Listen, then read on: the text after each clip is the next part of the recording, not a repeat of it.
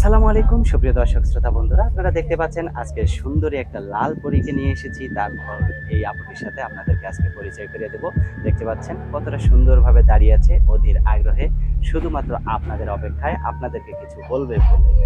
আসসালামু আলাইকুম আপু, ওয়ালাইকুম আসসালাম। কেমন আছেন আপনি? এই তো আছি কোন রকম। আপনার নাম কি আপু? আমার নাম সুরমিন। সুমি? সুরমিন। সুরমিন? হুম। কোথায় থাকেন সুরমিন আপু? এই বিক্রমপুর, ঢাকা বিক্রমপুর, মুন্সিগঞ্জ। এখানে কি আপনার জন্মস্থান? হ্যাঁ, এখানেই জন্মস্থান।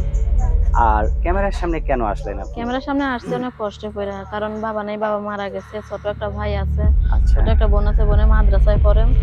আর আমি কোন রকম কাজ কাম করে সংসার চালাই।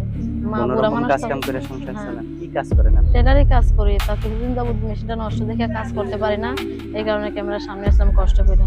আচ্ছা। তো এখন যে আপনি ক্যামেরার সামনে আসছেন, আপনার সুন্দর দেখে, আপনার রূপ দেখে অনেকেই তো আপনাকে বিয়ে করতে চাইবে।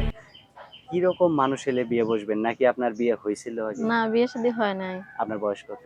এই তো 17 কি 18 হবে। 17-18 হবে? হ্যাঁ।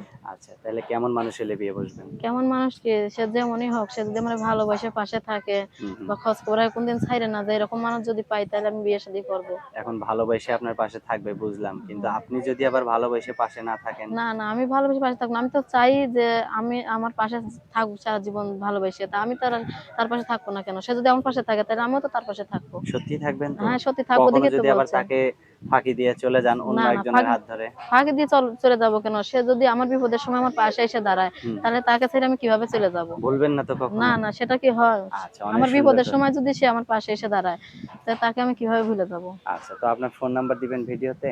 হ্যাঁ, ফোন নাম্বার, আমার ফোনটা নষ্ট হয়ে গেছে। আমার টাচ ফোন ছিল, নষ্ট হয়ে গেছে, ডিসপ্লে চলে গেছে। আচ্ছা। তো আম্মুর ফোন আছে, হুম, হুম। ওইটারই নাম্বার দেবো। কেউ এখন যোগাযোগ ওই করতে চাইলে। আপনার যে ক্যামেরা সেটটার ডিসপ্লে নষ্ট হয়ে গেছে, ওটা ঠিক করা যাবে না? এখন ঠিক করবো, বললাম না মেশিনটা নষ্ট হয়ে গেছে, আমি কাজ কাম করতে পারি নাই। কাজ কাম করতে পারি নাই, কষ্ট করে ক্যামেরার সামনে আইছি। আচ্ছা, তো আচ্ছা, আমি আচ্ছা। মোবাইলটা ঠিক এখন করবো যদি কেউ কিভাবে? আপনাকে সহযোগিতা করে মোবাইলটা ঠিক করার জন্য, যে আপনাকে বিয়ে করবে সেই মনে করেন আপনাকে আপন ভাইবে ঠিক করার জন্য আপনাকে টাকা দিল।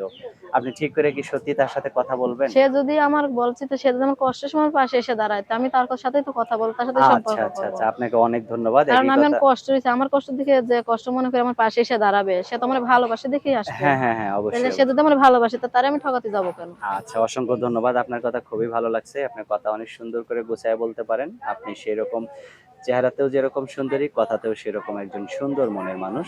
তো আমার হাতে যে নাম্বারটা দিছেন, এটা কি আপনার মুখস্থ আছে?